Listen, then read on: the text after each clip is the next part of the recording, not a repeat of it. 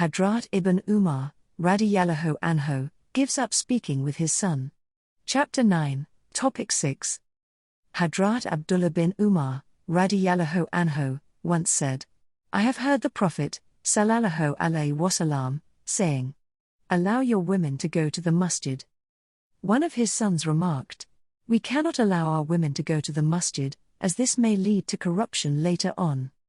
Hadrat Ibn Umar, radiyallahu anhu, became very angry and rebuked his son, saying, when I tell you that the Prophet, sallallahu alayhi wasallam, has allowed our women folk to go to masjid, how dare you say that you cannot allow them? He then refused to speak to him throughout his life. Hadrat Ibn Umar, radiyallahu anhu's son obviously had no intention of disobeying the Prophet, sallallahu alayhi wasallam. He feared corruption in allowing the women folk of that time to go to the masjid. For the same reason, Hadrat Aisha, radiyallahu anha, is reported to have said, if the Prophet, sallallahu alayhi wasallam, had seen the women of our time, he would have stopped them from going to the masjid. Now, Hadrat Aisha, radiyallahu anha, said this not very long after the death of the Prophet, sallallahu alayhi wasallam. Notwithstanding all this, Hadrat Ibn Umar, radiyallahu anhu, could not tolerate his son refusing to do something which the Prophet, sallallahu alayhi wasallam, had desired to be done, and he gave up talking to him for the rest of his life. The Sahaba sometimes found themselves faced with a dilemma regarding the women visiting the masjid.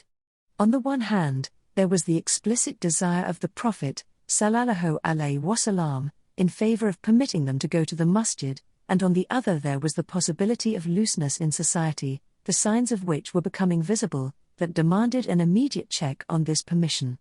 Hadrat Atika, radiyallahu anha, the wife of Hadrat Umar, radiyallahu anhu, went to masjid regularly, but Umar, radiyallahu anhu, did not like it. Somebody told her that Hadrat Umar, radiyallahu anhu, did not like her going to the masjid. She said, why does he not prevent me from doing it then? After the death of Hadrat Umar, radiyallahu anhu, Hadrat Atika, radiyallahu anha, was married to Hadrat Zubair, radiyallahu anhu. He also did not like her going to masjid, but could not check her for the above obvious reason. Once he sat in her way to masjid and, as she passed by him, he teased her. In the dark, she could not make out who it was. After this incident, she stopped going to masjid.